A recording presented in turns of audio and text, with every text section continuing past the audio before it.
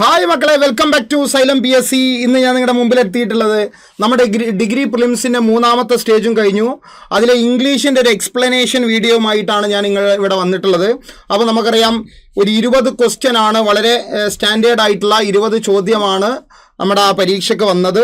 71 മുതൽ 90 വരെയുള്ള ചോദ്യങ്ങളാണ് ഞാൻ ഡിസ്കസ് ചെയ്യുന്നത്. അങ്ങനെ 20 ചോദ്യങ്ങളാണ്. അപ്പോൾ അതിൻ്റെ ഉത്തരങ്ങൾ എന്തൊക്കെയായിരിക്കും, എന്തൊക്കെയാണ് അതിൻ്റെ ഉത്തരം എന്നൊക്കെ നമുക്ക് എന്ത് ചെയ്യാം, ഒന്ന് ചർച്ചയ്ക്ക് വെക്കാം. ഓക്കെ, അപ്പോൾ ആദ്യത്തെ ചോദ്യം തന്നെ ടൈപ്സ് ഓഫ് സെന്റൻസിലെ ചോദ്യമാണ്. 71ാമത്തെ ചോദ്യമായിട്ട് ടൈപ്സ് ഓഫ് സെന്റൻസിലെ ചോദ്യമാണ്. How efficiently the inspection team completed the verification. ഇത് ഏത് ടൈപ്പ് സെന്റൻസ് ആണ് എന്നാണ് പറയണത്. അപ്പോൾ നോക്ക്, അസേർട്ടീവ് സെന്റൻസ് ഉണ്ട്, ഇമ്പറേറ്റീവ് സെന്റൻസ് ഉണ്ട്, ഇന്ററോഗേറ്റീവ് സെന്റൻസ് ഉണ്ട്, എക്സ്ക്ലമേറ്ററി സെന്റൻസ് ഉണ്ട്. അപ്പോൾ നമുക്കറിയാം, ഓരോ 4 ടൈപ്പ് സെന്റൻസും അസേർട്ടീവ് സ്റ്റേറ്റ്മെന്റ് ആണ്, imperative command, request, order, wish ഇതൊക്കെയാണ്. ഇന്ററോഗേറ്റീവ് ക്വസ്റ്റ്യൻ ആണ്. എക്സ്ക്ലമേറ്ററി എന്ന് പറയുന്നത് എന്താണ്, ആശ്ചര്യമാണ്, ഒരു സഡൻ സർപ്രൈസും കാര്യങ്ങളൊക്കെ നൽകുന്നതാണ് എക്സ്ക്ലമേറ്ററി എന്ന് പറയുന്നത്. അപ്പോൾ എക്സ്ക്ലമേറ്ററി സെന്റൻസ് ആണ് at the end of the sentence which you can see exclamation mark. പലപ്പോഴും ഞാൻ ക്ലാസ്സിൽ പറഞ്ഞിട്ടുണ്ട്, ഒരു സെന്റൻസ് വന്നിട്ട് ഏത് ടൈപ്പ് സെന്റൻസ് ആണെന്ന് ചോദിക്കുമ്പോൾ അതിൻ്റെ ഒരു ഹിൻറ്റും PSC തരൂലാന്ന്. ഇവിടെ ഫുൾ സ്റ്റോപ്പ് ഇട്ടത്. അപ്പോൾ നോക്കൂ, how efficiently the inspection team completed the verification എന്ന് പറയുന്നത് നമ്മുടെ ഉത്തരം ഓപ്ഷൻ D ആണ്, എക്സ്ക്ലമേറ്ററി സെന്റൻസ് ആണ്. എന്തൊരു ഭംഗിയായിട്ടാണ് ആ ഇൻസ്പെക്ഷൻ ടീം എന്ത് ചെയ്തത്, ആ വെരിഫിക്കേഷൻ കംപ്ലീറ്റ് ചെയ്തത്. അതൊരു അത്ഭുത വർത്താനമാണ്. ഇവിടെ അവസാനം എക്സ്ക്ലമേഷൻ മാർക്ക് ഉണ്ടാകണം, പക്ഷേ ചോദ്യം ചോദിക്കുമ്പോൾ ആ എക്സ്ക്ലമേഷൻ മാർക്ക് PSC തന്നാൽ ഏതാളുകൾക്കും അത് എക്സ്ക്ലമേറ്ററി സെന്റൻസ് ആണെന്ന് മനസ്സിലാവും. അതുകൊണ്ട് PSC അവിടെ എക്സ്ക്ലമേഷൻ മാർക്ക് തന്നില്ല. അതേപോലെ തന്നെ how long the river is. ഈ റിവറിന് എന്തൊരു നീളമാണ്, ഒരു മിനിറ്റ് നിങ്ങൾ നിൽക്കി, ഞാൻ അളന്നിട്ട് ഇപ്പോൾ പറഞ്ഞുതരാം എന്നൊരു മനുഷ്യനും പറയില്ല. ഈ റിവറിന് എന്തൊരു നീളമാണ് എന്ന് പറഞ്ഞാൽ അത് അത്ഭുതമായ ഒരു വർത്തമാനമാണ്. What a powerful man I am. എന്തൊരു പവർഫുൾ ആയ മനുഷ്യനാണ് ഞാൻ. അത് ഞാൻ തന്നെയാണ് പറയുന്നത്, what a powerful man I am. അത് എനിക്ക് തന്നെ ഒരു അത്ഭുതമാണ്. നാട്ടുകാർക്ക് അത്ഭുതം ഉണ്ടോന്ന് അത് വേറെ വിഷയം.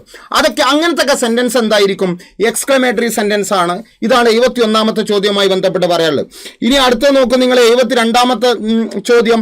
72ാമത്തെ ചോദ്യം നമ്മുടെ ആർട്ടിക്കിളുമായി ബന്ധപ്പെട്ട ഒരു കാര്യമാണ് പറഞ്ഞിട്ടുള്ളത്. എപ്പോഴും നിങ്ങൾ മനസ്സിലാക്കേണ്ട ഒരു കാര്യം, ഒരുപാട് തവണ ഞാൻ ക്ലാസ്സിൽ പറഞ്ഞിട്ടുണ്ട്. The delegation travelled by dash air due to the urgency of the meeting. Option A, option B an, option C the, option D no article. അപ്പോൾ ഇവിടെ നോക്കി, ഇവിടെ എയർ എന്ന് പറഞ്ഞാൽ ഇവിടെ വിമാനം എന്നാണ് ഉദ്ദേശിച്ചത്. എയർ എന്ന് പറഞ്ഞാൽ വിമാനമാണ് ഉദ്ദേശിച്ചത്. വിമാനത്തിലൂടെ അല്ലേ നമ്മൾ പോവാ, എയറിലൂടെ അല്ല. എയർ എന്ന് പറഞ്ഞാൽ ഇവിടെ വിമാനമാണ് ഉദ്ദേശിച്ചത്. ആ വിമാനത്തിന്റെ മുമ്പിൽ ബൈ എയർ എന്നാണ് പറയാ, ബൈ എയർ. അതിൽ ആർക്കും ഡൗട്ടില്ല, ബൈ എയർ. ഇവിടെ ബൈ കൊടുത്തിട്ടുണ്ട്, പക്ഷെ PSC ഒരു ട്രിക്ക് ഇവിടെ കാണിച്ചു.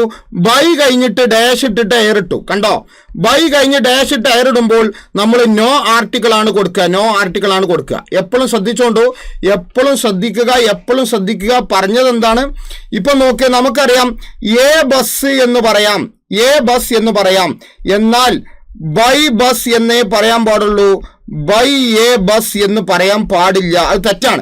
കാരണം ബൈ എന്ന ഒരു പ്രിപ്പോഷൻ വേർഡ് വരുമ്പോൾ ഈ ബസ്സിന് മുമ്പിൽ ആർട്ടിക്കിൾ ഉപയോഗിക്കാൻ പാടില്ല. അപ്പൊ ബൈ ബസ്സാണ്.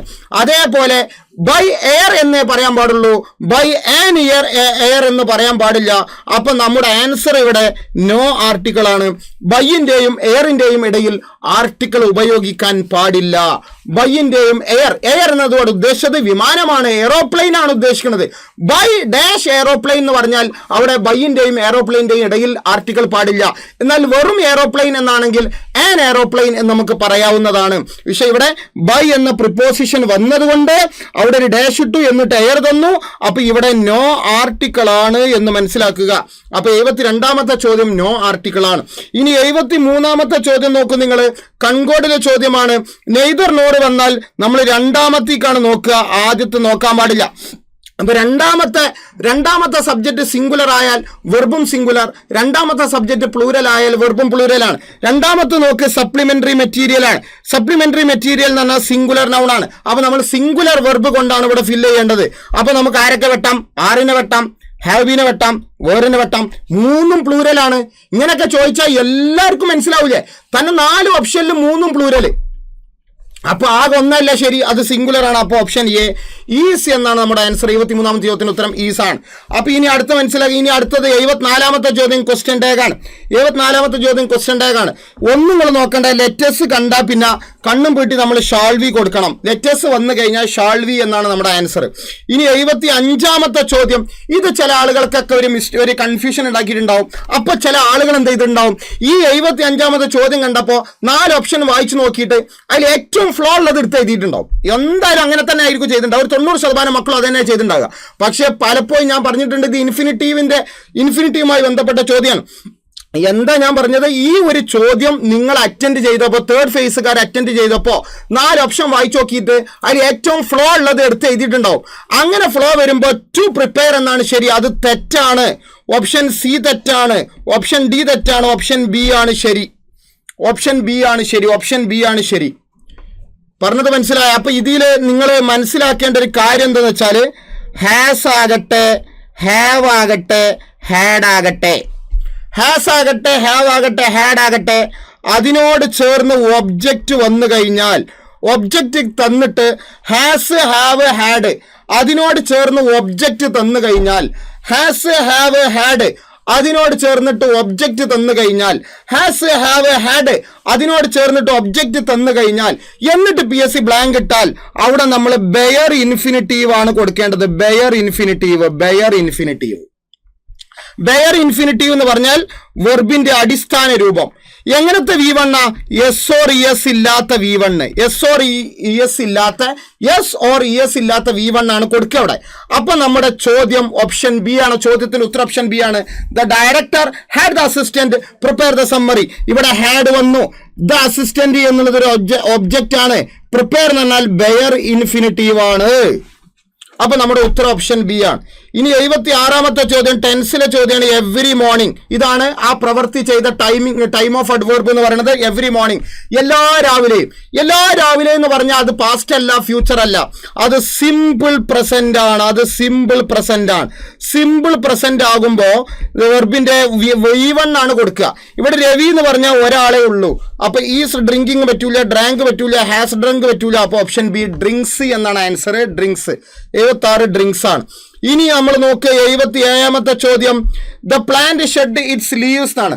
The plant shed its leaves അതിന്റെ പൊസസീവ് പ്രോനൗൺ ആണ് കണ്ടെത്താൻ പറഞ്ഞത്. യഥാർത്ഥത്തിൽ പൊസസീവ് അഡ്ജക്റ്റീവ് ആണ് കണ്ടെത്താൻ പറയേണ്ടത്. എന്തോ ചോദ്യത്തോൽക്ക് എന്തോ ഒരു മിസ്റ്റേക്ക് വന്നു പോയോ എന്ന് എനിക്കറിയില്ല. എന്നാലും ഇതിലെ പൊസസീവ് പ്രോനൗൺ ആണ് ചോദിച്ചുള്ളത്. പൊസസീവ് പ്രോനൗൺ എന്ന് പറയുമ്പോൾ, പൊസസീവ് പ്രോനൗൺ എന്ന് പറഞ്ഞാൽ ഇറ്റ്സ് ഒരു പൊസസീവ് പ്രോനൗൺ അല്ല, ഇറ്റ്സ് പൊസസീവ് അഡ്ജക്റ്റീവ് ആണ്. അപ്പോൾ ഇറ്റ്സ് ലീവ്സ് അല്ല, ഇറ്റ്സ് ലീവ്സ്. അപ്പോൾ പൊസസീവ് അഡ്ജക്റ്റീവ് തന്നെ ആയിരിക്കും ചോദിച്ചിട്ടുണ്ടാകുക. ഇനി ചിലപ്പോൾ ക്വസ്റ്റ്യൻ ക്യാൻസൽ ആവുമെന്ന് അറിയില്ല. എന്തായാലും പൊസസീവ് പ്രോനൗൺ എന്ന് ചോദിച്ചതുകൊണ്ട് നമ്മുടെ ഉത്തരം ഇറ്റ്സ് ആണ്. ഇനി പൊസസീവ് പ്രോനൗൺ ആണ് ഇവിടെ ചോദിക്കേണ്ടത് പൊസസീവ് അഡ്ജക്റ്റീവ് ആണ് ചോദിക്കേണ്ടത്. The plant shed its leaves. The plant shed its leaves. ഇവിടെ ഇറ്റ്സ് ലീവ്സ് എന്നുള്ളത് നൗണാണ്. ആ നൗണിന്റെ മുമ്പിൽ ഇറ്റ്സ് വരുമ്പോൾ ഇത് അഡ്ജക്റ്റീവ് ആണ് ആകുക. പക്ഷെ ഇവിടെ ചോദ്യം പൊസസീവ് പ്രോനൗൺ എന്നാണ്. എന്തോ ചോദിട്ട ആൾക്ക് ചെറിയൊരു തെറ്റ് പറ്റിയിട്ട് ഒന്നും അറിയില്ല.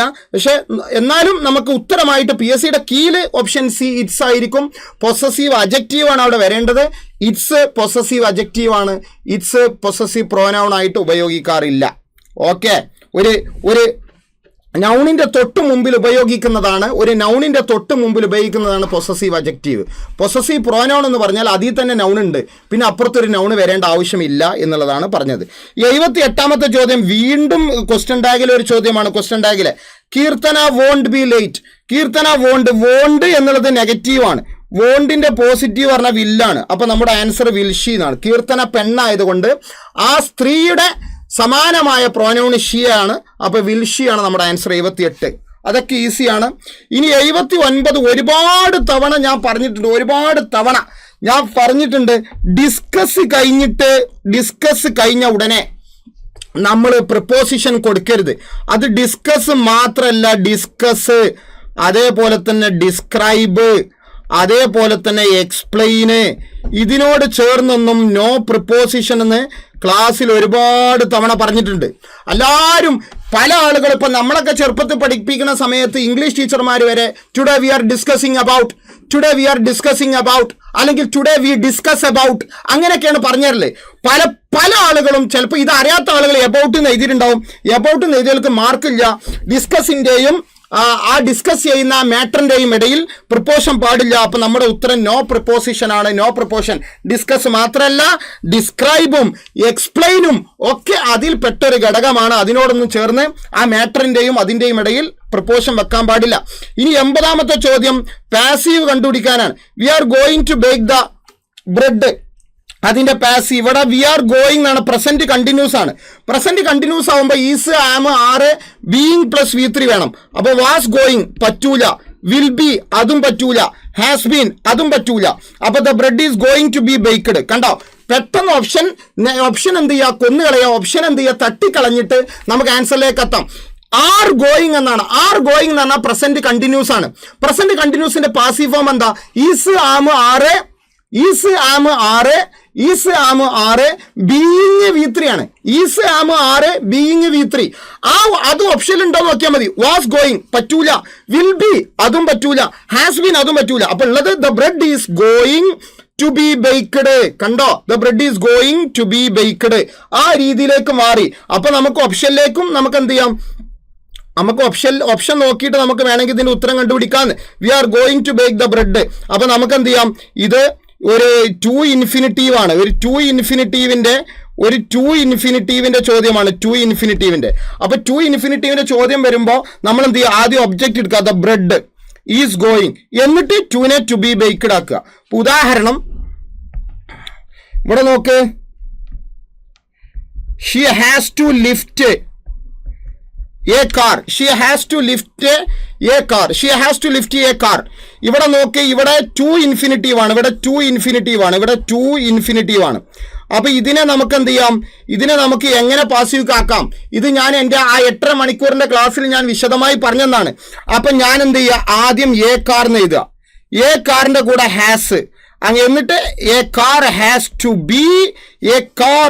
ടു ബി ലിഫ്റ്റഡ് എന്നുള്ള ഉത്തരത്തിലേക്ക് വരേണ്ടി വരും. കണ്ടോ, a car has to be lifted. അപ്പൊ ടു ഇൻഫിനിറ്റീവുമായി ബന്ധപ്പെട്ട ചോദ്യമാണ് ഇവിടെ തന്നത്. അതുകൊണ്ടാണ് the bread is going to be baked എന്നുള്ള ഉത്തരത്തിലേക്ക് വന്നത്. മറ്റേതൊന്നും ഓപ്ഷനിൽ ശരിയല്ല. പ്രസന്റ് കണ്ടിന്യൂസിന്റെ സാധാരണ passive form is, are, am, being V3 ആണ്. പക്ഷെ ഇവിടെ പ്രസന്റ് കണ്ടിന്യൂസ് കണ്ടാൽ കണ്ടിന്യൂസ് ആവുകയും പിന്നെ ടു ബി എന്താണ്, to bake, we are going to bake എന്ന് പറഞ്ഞതുകൊണ്ട് അത് ടു ഇൻഫിനിറ്റീവിന്റെ പരിധിയിലാണ് വരിക. ആ ടു ഇൻഫിനിറ്റീവിന്റെ പരിധിയിൽ വരുമ്പോൾ നമ്മൾ ഈ രീതിയിലാണ് ചെയ്യേണ്ടത്, ഈ രീതിയിൽ. അപ്പൊ she has to lift a car, അത് ടു ലിഫ്റ്റ് എന്ന് വന്നതുകൊണ്ട് ടു ഇൻഫിനിറ്റീവിന്റെ പരിധിയിൽ വരും. അപ്പൊ a car has to be lifted എന്ന് എഴുതേണ്ടി വരും. ഇവിടെ ഹാസ് ബീൻ, ഹാവ് ബീൻ എന്ന് കൊടുത്താൽ നിങ്ങളെ മാർക്ക് പോകും. കാരണം ഇത് പ്രസന്റ് പെർഫെക്റ്റിന്റെ പാസീവ് ഫോം അല്ല. പറഞ്ഞത് മനസ്സിലായോ? അപ്പോൾ അതുകൊണ്ട് നമ്മുടെ ആൻസർ ഓപ്ഷൻ എ ആണ്. ഇനി ഞാൻ ആദ്യം പറഞ്ഞ പ്രസന്റ് കണ്ടിന്യൂസ് മോഡലിൽ വിചാരിച്ചിട്ട് ഉത്തരത്തേക്ക് എത്തുന്ന ആളുകൾക്കാണെങ്കിലും ഓപ്ഷൻ തട്ടിക്കളഞ്ഞിട്ട് എന്ത് ചെയ്യാം, ഓപ്ഷൻ എയിലേക്ക് എത്താം. അത് ടു ഇൻഫിനിറ്റീവിന്റെ ചോദ്യം ആയതുകൊണ്ട് the bread is going to be baked എന്നായി. ഇനി 81ാമത്തെ ചോദ്യം, pick out the antonym of the underline word. Strictly എന്ന വാക്കിന്റെ ആന്റോണിം എന്താണ്? ഹാർഷ്ലി സ്ട്രിക്ട്ലിക്ക് സമമാണ്, റിജിഡ്ലി സ്ട്രിക്ട്ലിക്ക് സമമാണ്, ഫോർമലി സ്ട്രിക്ട്ലിക്ക് സമമാണ്. അപ്പൊ നമ്മുടെ ഉത്തരം ലൈറ്റ്ലി ആണ് നമ്മുടെ ആൻസർ. 81. ഇനി 82ാമത്തെ ചോദ്യം നോക്ക്.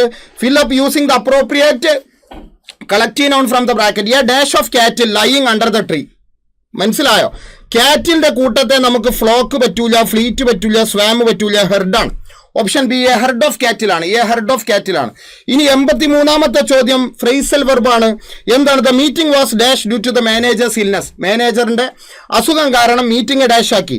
പുട്ട് ഓൺ അല്ല, പുട്ടപ്പ് അല്ല, പുട്ട് ഔട്ട് അല്ല, പുട്ട് ഓഫ് ആണ്. മാറ്റിവെച്ചു. പോസ്റ്റ്പോൺ.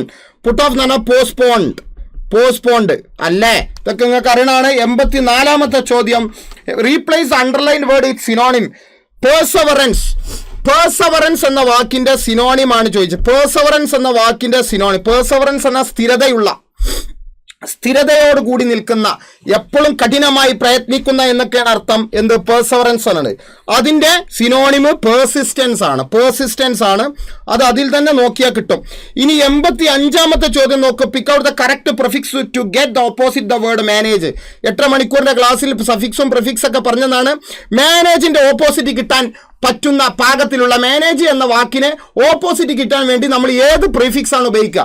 പ്രീഫിക്സ് എന്ന ഒരു ഗ്രൂപ്പ് ഓഫ് ലെറ്റർ ഒരു വാക്കിന്റെ മുമ്പിൽ വരുന്നതാണ്. സഫിക്സ് എന്ന ഒരു ഗ്രൂപ്പ് ഓഫ് ലെറ്റർ ഒരു വാക്കിന്റെ അവസാനം വരുന്നതാണ്. ഇവിടെ പ്രീഫിക്സാണ് ചോദിച്ചത്, അത് മിസ്മാനേജ് ആണ്. ഈസിയാണ്. അൺമാനേജ് എന്ന് പറയില്ല, നോൺ മാനേജ് എന്ന് പറയില്ല, ഡിസ്മാനേജ് എന്ന് പറയില്ല. ഉത്തരം മിസ്മാനേജ്. മാനേജിന്റെ ഓപ്പോസിറ്റ് മിസ്മാനേജ് ആണ്.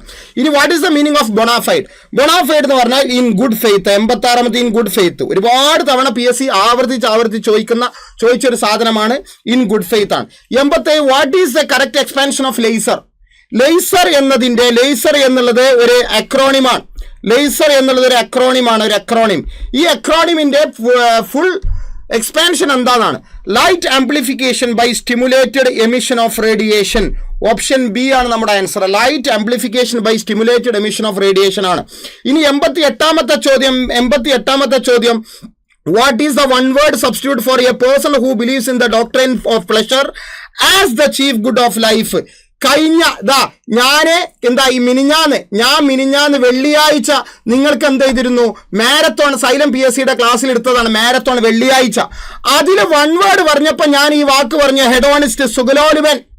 സുഖത്തിൽ ഇങ്ങനെ ജീവിക്കുന്ന ആൾ എല്ലാം സുഖലോലുപനായി ജീവിക്കുക. എല്ലാം സുഖം സുഖം സുഖം സുഖം സുഖം സുഖം. ഞാനും തട്ടാനും ഭാര്യ എന്ന് പറയുന്ന പോലെ, ഞാനും തട്ടാനും എൻ്റെ ഭാര്യ മാത്രം എന്ന് പറയുന്ന പോലെ വളരെ സുഖിച്ച് സുഖലോലുപനായി ജീവിക്കുന്ന, അതിൽ വിശ്വസിക്കുന്ന ആളാണ് ഹെഡോണിസ്റ്റ് എന്ന് പറയാം. Hedonist, a person who believes in the doctrine of pleasure as the chief good of life.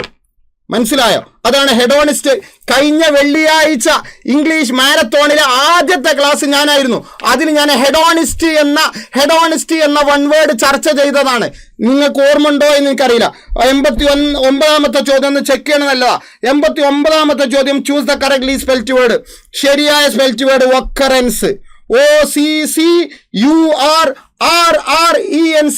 8.5 മണിക്കൂറിന്റെ ക്ലാസ്സിൽ നിങ്ങൾ ഇന്ന സ്പെല്ലിങ്ങുകളൊക്കെ നോക്കിയിട്ട് പോകണം എന്ന് പറഞ്ഞിട്ട് ഞാൻ ഒരു സാധനം കാണിച്ചിരുന്നു, ഒരു PDF കാണിച്ചിരുന്നു. ആ PDF-ൽ ഉള്ളതാണ് ഒക്കറൻസ് എന്ന് പറയുന്നത്. ഇനി 90ാമത്തെ ചോദ്യം ഇതാ. Which word means having harmful effect? വളരെ എന്താ പറയാ, ഭയാനകരമായ, ഹാർംഫുൾ, വിനാശകരമായ, മാരകമായ എന്നൊക്കെ അർത്ഥം വരുന്ന വാക്കുതിൽ ഏതാണ്? അത് പെർനീഷ്യസ് ആണ്. പെർനീഷ്യസ് എന്നാൽ മാരകമായ, വളരെയധികം പ്രയാസമേറിയ എന്നൊക്കെ അർത്ഥമാണ് പെർനീഷ്യസ്.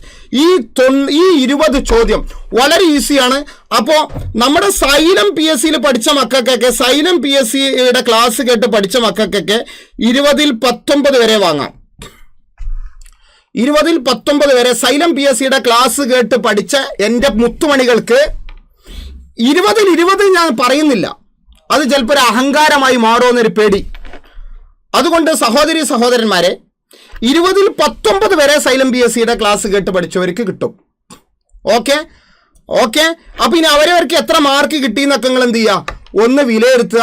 ഇനി അടുത്ത പരീക്ഷകളൊക്കെ വരുമ്പോൾ ഞാൻ ഏതൊക്കെ ഏരിയകളാണ് ഒന്നുകൂടെ എന്ത് ചെയ്യേണ്ടത്, എയിം ചെയ്ത് പഠിക്കേണ്ടത്, ഏതൊക്കെ ഏരിയകളാണ് ഒന്നുകൂടെ ഉഷാറാക്കി പഠിക്കേണ്ടത് എന്നൊക്കെ നിങ്ങൾ നോക്കുക. അപ്പോൾ സൈലം PSC ഇവിടെ തന്നെ ഉണ്ട്. നിങ്ങൾക്ക് നല്ല റാങ്ക് വേണോ, നല്ല രീതിയിൽ പഠിക്കണോ, ഇംഗ്ലീഷും മാത്സും എല്ലാ സബ്ജക്റ്റും കോൺസെപ്റ്റ് അറിഞ്ഞ്, കോണ്ടന്റ് അറിഞ്ഞ്, ലോജിക്ക് മനസ്സിലാക്കി പഠിക്കണോ, സൈലം PSC ഇവിടെ ഉണ്ട്. ഇങ്ങോട്ട് പോരൂ. അപ്പോൾ താങ്ക് യു. ഹായ്, ഏവർക്കും സൈലം PSC യൂട്യൂബ് ചാനലിലേക്ക് ഹാർദമായ സ്വാഗതം. ഇന്ന് നടന്ന ഡിഗ്രി പ്രിലിംസ് മലയാളം നിരാശപ്പെടുത്തിയില്ല. സ്റ്റാൻഡേർഡ് ചോദ്യം തന്നെയായിരുന്നു.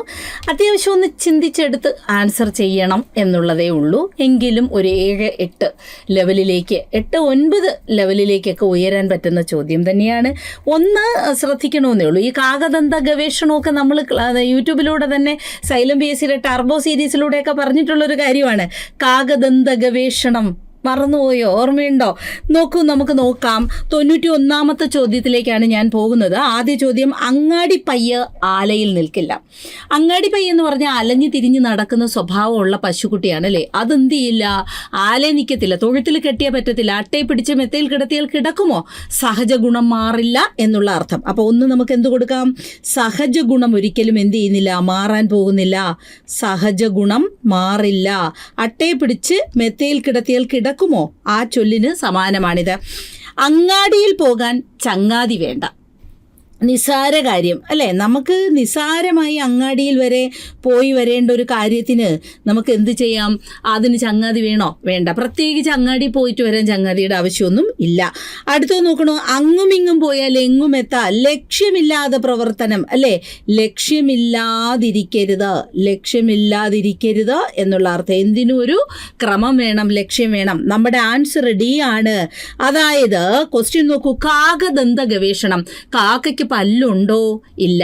കാക്കയെ പിടിച്ച് പല്ലുണ്ടോ എന്ന് നോക്കുന്ന പ്രവൃത്തിക്ക് വല്ല കാര്യമുണ്ടോ? നിഷ്ഫല പ്രവൃത്തിയാണ് അല്ലേ, വെറും നിഷ്ഫല പ്രവൃത്തി. അതായത് അതാ പറഞ്ഞ് കുറച്ച് ആലോചിക്കണം. അങ്ങില്ലലാ പൊങ്ങ് എന്ന് പറഞ്ഞാൽ ഒരു തരം പാരസൈറ്റ് ഇല്ലേ, ഈ പിന്നെ പാരസൈറ്റിന് എന്ത് പറയും മലയാളത്തിൽ, എന്താ പറയണതെന്ന് എനിക്ക് പറഞ്ഞല്ലോ. ഈ പായലല്ല കേട്ടോ, പായലല്ല ഞാൻ ഉദ്ദേശിച്ചത്. ഈ മരങ്ങളിലൊക്കെ ഇങ്ങനെ വേരില്ലാതെ പടർന്നു കയറുന്ന സാധനം ഉണ്ടല്ലോ, അതിനെന്ത് പറയും? വേരില്ലാത്ത ആളിയോ, മൂടില്ലാത്ത ആളി എന്നാ മലയാളത്തിൽ മൂടില്ലാത്ത ആളി എന്നൊക്കെ പറയും. അതിനെന്തോ പറയുമല്ലോ, ഇത്തിള്. ഇത്തിള് പോലെ ഇങ്ങനെ പിടിച്ചു കയറി കിടക്കുന്ന ഒരു സാധനമുണ്ട്, അതിനെയാണ് അങ്ങില്ലലാ പൊങ്ങ്. അതിൻ്റെ വേര് കിളയ്ക്കാൻ ചെന്നാൽ കിട്ടുമോ? ഇല്ല. മൂടില്ലാത്ത ആളി എന്ന് പറയും. അതാണ് അങ്ങില്ലലാ പൊങ്ങ്. മരത്തിലൊക്കെ ഇങ്ങനെ വള്ളി പോലെ പടർന്ന് പിടിച്ച് ചുറ്റിക്കയറി കിടക്കും, അതിന് വേരൊന്നും ഇല്ല. വേരില്ലാണ്ട് തന്നെ അതിലിങ്ങനെ കിടക്കുന്ന സാധനമാണ്. സോ അങ്ങില്ലലാ പൊങ്ങിൻ്റെ വേര് കിളയ്ക്കാമോ ആണ് ഇവിടെ ആൻസർ. ചുവടെ നൽകിയിരിക്കുന്നതിൽ ശരിയായ വാക്യം ഏതാ? വാക്യത്തിൽ നോക്കൂ, പദപൗനരുക്തിയൊന്നും അല്ല, കുറച്ച് ഉള്ളിലേക്ക് ചെന്ന് ശ്രദ്ധിക്കണം. കിണറ്റിനുള്ളിൽ വീണ പുലിയെ നാട്ടുകാർ രക്ഷപ്പെടുത്തി. കിണറ്റിനുള്ളിൽ എന്ന് പറയണോ? കിണറ്റിൽ വീണ പുലിയല്ലേ? കിണറ്റിനുള്ളിൽ, കുളത്തിനുള്ളിൽ വീണ. എന്താ ഉള്ളിൽ? ഉള്ളിൽ വേണ്ട, കിണറ്റിൽ വീണ എന്ന് പറഞ്ഞാൽ എൻ്റെ അർത്ഥം കിണറ്റിൽ അങ്ങ് വീണു, അത് കിണറ്റിൻ്റെ ഉള്ളിൽ വീണു എന്നുള്ള അർത്ഥം തന്നെയാണ്. റിപ്പീറ്റ് അടിക്കണ്ട. കിണറ്റിൽ വീണ പുലിയെ നാട്ടുകാർ രക്ഷപ്പെടുത്തിയെന്ന് മതി. അനേക വർഷങ്ങൾ കഴിഞ്ഞാണ് ഞാൻ നാട്ടിൽ പോയത്. പെട്ടെന്ന് കേൾക്കുമ്പോൾ തെറ്റ് തോന്നില്ലെങ്കിലും നോക്കൂ, വർഷങ്ങൾ കഴിഞ്ഞാണ് ഞാൻ നാട്ടിൽ പോയതെന്ന് പോരെ. അനേകം എന്ന് പറയുമ്പോൾ തന്നെ ഒരുപാട്, ഒരു ഇൻഫിനിറ്റീവ് ആയിട്ടുള്ള, അല്ലെങ്കിൽ എത്രയാണെന്ന് അറിയത്തില്ല നമുക്ക്. അപ്പം അങ്ങനെയുള്ളത് അനേക വർഷങ്ങളെന്ന് വേണ്ട, വർഷങ്ങൾ കഴിഞ്ഞാണ് ഞാൻ നാട്ടിൽ പോയതെന്ന് മതി. ഓരോ വിദ്യാർത്ഥികളും, അത് തെറ്റാണല്ലോ, ഓരോ വന്നാൽ വിദ്യാർത്ഥി എന്ന് മതി അല്ലേ, ഓരോ വിദ്യാർത്ഥിയും എന്ന് പറയുന്നതാണ് ശരി. അധ്യക്ഷൻ എന്ന നിലയിൽ ഞാനൊരു തീരുമാനമെടുത്തു. അത് ശരി തന്നെയാണ്. അധ്യക്ഷൻ എന്ന നിലയിൽ ഞാനൊരു തീരുമാനമെടുത്തു അല്ലേ. അപ്പം നമുക്കിവിടെ എന്തൊക്കെ പറയാം? യെസ്, ഏതൊക്കെ? കിണറ്റിനുള്ളിൽ തെറ്റാണ്, അനേക വർഷങ്ങൾ തെറ്റാണ്, അധ്യക്ഷൻ എന്ന നിലയിൽ ഞാനൊരു തീരുമാനമെടുത്തു. ഓപ്ഷൻ സി മാത്രമാണ് ഇവിടെ ശരി. ഓപ്ഷൻ സി ആണ് ശരി. ഓക്കെ അല്ലേ? 4, അതായത് കിണറ്റിൽ വീണ പുലിയെ എന്ന് മതി. അതുപോലെ തന്നെ നമുക്ക് അനേക വർഷങ്ങളെന്ന് വേണ്ട, വർഷങ്ങൾ കഴിഞ്ഞാണ് ഞാൻ നാട്ടിൽ പോയതെന്ന് മതി. ഓരോ വിദ്യാർത്ഥിയും പുസ്തകം വായിക്കണമെന്നാണ്. അധ്യക്ഷൻ എന്ന നിലയിൽ ഞാനൊരു തീരുമാനമെടുത്തു. ഓപ്ഷൻ സി മാത്രം ശരി പറയാം. എന്തായാലും 1ഉം 2ഉം അവിടെ തെറ്റാണ്. അടുത്ത മൂന്നാമത്തതെന്ന് പറയുന്നത് 1ഉം 4ഉമാണ് ഇവിടെ കൊടുത്തിരിക്കുന്നത്. കിണറ്റിനുള്ളിൽ വേണ്ടത്, കിണറ്റിൽ വീണ എന്ന് മാത്രം മതി. അടുത്ത് നോക്കണേ, ഒരേ അർത്ഥം വരാത്ത പദക്കൂട്ടം ഏതാണ്? ധ്വജം, കൊടിമരം, പക്ഷി. എന്തായാലും ധ്വജം എന്ന് പറഞ്ഞാൽ കൊടിമരമാണ്, അപ്പോൾ പക്ഷി അതിൻ്റെ കൂടെ വരില്ല, പക്ഷി വേറെയാണ് അല്ലേ. അടുത്ത ചന്ദനം, മലയജം, ഭദ്രശ്രീ. അതെ, ചന്ദനത്തിൻ്റെ പര്യായ പദങ്ങളാണ് അതൊക്കെ. പഴം, ഫലം, പക്വം. ഒരേ അർത്ഥം വരാത്ത, ചന്ദനം വരും, പഴം, ഫലം, പക്വം വരും, തന്തുഭം, അതുപോലെ സർഷഭം, കടുക്, അത് 3ഉം ഒരേ അർത്ഥം വരുന്നതാണ്. ധ്വജം, കൊടിമരം, കേതു, വൈജയന്തി എന്നൊക്കെ പറയുന്നത് എന്താണ്? കൊടിയാണ്. പക്ഷി അതിൻ്റെ കൂടെയല്ല വരുന്നത്. അടുത്ത, ഹീ ഈസ് ഓൾഡ് ഫാഷൻഡ്. അയാൾ ഒരു പഴഞ്ചനാണ് അല്ലേ. ഹീ ഈസ് ഓൾഡ് ഫാഷൻഡ്, അയാൾ പഴഞ്ചനാണ്. ശരിയായി എഴുതിയ പദം ഏതാണ്? ഇവിടെ നമുക്ക് ഓപ്ഷൻ എ ആണ് ശരി. ഭൂയിഷ്ടം. ഉച്ഛിഷ്ടം എഴുതുന്നത് ഇതാ ഇങ്ങനെയാണ്. പല പ്രാവശ്യം ക്ലാസ്സിലും യൂട്യൂബിലും ഒക്കെ പഠിപ്പിച്ചു തന്നിട്ടുള്ളതാണ്. ഉച്ഛിഷ്ടം. എന്താണ്? ഉച്ഛിഷ്ടം, ഉച്ഛിഷ്ടം. ഇനി അടുത്തത് സ്പഷ്ടം. നോക്കൂ, സ്പഷ്ടം, സ്പഷ്ടം. കണ്ടോ? സ്പഷ്ടം ഇങ്ങനെയാണ് എഴുതുന്നത്, 0 ഡയല്ല. ശ്രേഷ്ഠം, ശ്രേഷ്ഠം. കണ്ടോ? ശ്രേഷ്ഠം, ദേ ശ്രേഷ്ഠം, ശ്രേഷ്ഠം 0 ഡായാണ്. അപ്പോൾ മനസ്സിലായല്ലോ. അടുത്ത് നോക്കാം, 96ലേക്കാണ് നമ്മൾ പോകുന്നത്. കരി അധികം പുലി എന്ന് മതി. ആഗമസന്ധി നമ്മൾ സൈലം BSCയുടെ യൂട്യൂബ് ചാനലും ഒക്കെ പറഞ്ഞു തന്നിട്ടുണ്ട്. കരിമല, മാമുള്ള, പൂ, പുളി, പൈപ്പന, അത് തന്നെ തുടങ്ങുകയും ചേർത്തെഴുതുമ്പോൾ ഇങ്ക, ഇഞ്ച, ഇന്ത, ഇമ്പയൊക്കെ വന്നാൽ എന്താവുമെന്ന് പഠിച്ചു. ആഗമസന്ധി. ഗതി അധികാന്തരം ഗത്യന്തരം ഇങ്ങനെ തന്നെയാണ്. ജഗത് നാഥൻ ജഗന്നാഥൻ, കാരണം നമുക്കറിയാം ജഗത് അധികം നാഥൻ എന്ന് പിരിക്കും. ഇവിടെ അനുനാസികമായതുകൊണ്ട് താ എന്ന വർഗാക്ഷരത്തിൻ്റെ അനുനാസികം ഇവിടെ വരും. തായുടെ അനുനാസികം ന്യായാണ്. അങ്ങനെ ഈ ന്യായും ഇവിടുത്തെ ന്യായും കൂടെ ചേർന്ന് ഇന്നയാവും. നമ്മൾ പഠിച്ചിട്ടുള്ളതാണ്. ജഗന്നാഥൻ, നന്നിലം ഒക്കെ, അത് നല്ല പോയിന് വരുന്നത് ജഗന്നാഥൻ. ഇനി വിണ്ണ് തലം വിണ്ടലം തെറ്റാണ് നമ്മൾ പഠിച്ചിട്ടുണ്ട്. വിൺ പ്ലസ് തലമാണ് ശരി. അപ്പം ഇവിടെ 2ഉം 3ഉം ശരി എന്നതിലേക്ക് നമ്മൾ എത്തിച്ചേരും. Option B. അടുത്ത 97 കിണറിൻ്റെ സമാന പദങ്ങൾ. കിണറിൻ്റെ പര്യായം കൂപ്പം പ്രഹിയാണ്. ഇനി കേയം എന്ന് പറഞ്ഞാൽ എന്താണ്? കേയം കിടങ്ങില്ലേ, കിടങ്ങ്. ഈ രാജകൊട്ടാരങ്ങളിലൊക്കെ പണ്ടിങ്ങനെ ഒരു കുഴി കുഴിച്ചിട്ട് കിടങ്ങ് സ്ഥാപിക്കും, അതാണ്. ശരിക്കും മകുടമാണ് ഇവിടെ വരേണ്ടത്. കിരീടം എന്നുള്ള അർത്ഥത്തിലാണ് ഇത് ഉപയോഗിക്കുന്നത്. മകുടമാണ് വരേണ്ടത്, മുകുടമാണ് കൊടുത്തിരിക്കുന്നത്. മുകുടമെന്നും വളരെ റെയറായി കിരീടത്തിന് പറയാറുണ്ട്. ഇനി ശ്വശുരു ശ്വശുരൻ എപ്പോഴും നമ്മൾ പറയുന്ന കാര്യമാണ്. ശ്വശുറുവും ശ്വശുരനും ഒക്കെ. Question number 98 ശ്വശുരു ശ്വശുരനാണ് എതിർലിംഗം. അമ്മായി അമ്മ, അമ്മായിയപ്പൻ പഠിച്ചിട്ടുള്ളത് തന്നെയാണ് നമ്മൾ. കലബ് അല്ല, ഇവിടെ കലപ്പയാണ് ഉദ്ദേശിച്ചിരിക്കുന്നത്. ഹലം കലപ്പയാണ്, സീരം കലപ്പയാണ്, ലാംഗലം കലപ്പയാണ്. എന്നാൽ ഉപലം എന്ന് പറഞ്ഞാൽ നമ്മൾ പഠിച്ചിട്ടുള്ളതാണ് കല്ല്. ഉപലം എന്താണ്? കല്ല്. ഉപലം കല്ല് തന്നെയാണ്. അടുത്ത വിശ്വസ്ത സേവകൻ നമുക്ക് കേൾക്കുമ്പോൾ തന്നെ മനസ്സിലാവും. വിശ്വസ്തൻ്റെ സേവകനല്ല, വിശ്വാസിയായ സേവകനുമല്ല, വിശ്വസ്തനായ സേവകനാണല്ലോ വിശ്വസ്ത സേവകൻ. യെസ്, വിശ്വസ്ത സേവകൻ. ഓപ്ഷൻ സി ആണ് 100ൻ്റെ ആൻസറായിട്ട് വരുന്നത്. ഇത്രയേ ഉള്ളൂ. അതുകൊണ്ടാണ് ഞാൻ പറഞ്ഞത് അങ്ങനെ ഭയങ്കര കോംപ്ലിക്കേറ്റഡ് ആണെന്ന് ചോദിച്ചാൽ ഭയങ്കര കോംപ്ലിക്കേറ്റഡ് ഒന്നും അല്ല. ഒരു 7, 8, 9 റേഞ്ചിലേക്ക് ഉയരാൻ പറ്റുന്ന ചോദ്യമായിരുന്നു. ഓക്കെ.